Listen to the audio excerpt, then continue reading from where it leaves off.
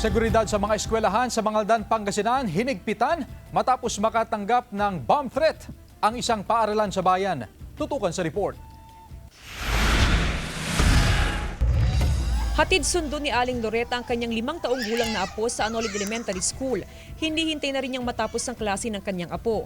Ngayon kasing sunod-sunod ang lindol sa ibang lugar at meron pang mga napapaulat na bomb threat sa ilang paaralan, ay gusto niyang makatiyak sa kaligtasan ng apo. Para sigurado ang kaligtasan ng mga bata. Noong nakaraang linggo, napaulat ang isang insidente ng bomb threat sa isang pampublikong paaralan sa bayan. Agad nagsagawa ng investigasyon ng Mangaldan Police. Lumalabas na isang 15 anyos na estudyante ang nasa likod ng bomb joke. Nakausap na ng pulisya at pamunuan ng eskwelahan ng estudyante. Kasunod ng panawagan ng pulisya na iwasan ang bomb joke dahil posibleng masampahan ng kaso ang sinumang nasa likod nito. Tinatawag po natin siya sa police station kasama yung mga guardians niya. At according po sa kanyang mga sinabi, wala po talaga siyang intention na masamang gawin.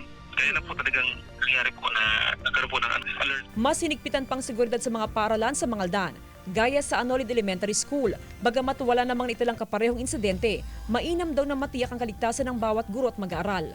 Sa atin sa Anolid Elementary School, stricto po ang ating principal pagdating po sa seguridad po ng ating mga estudyante.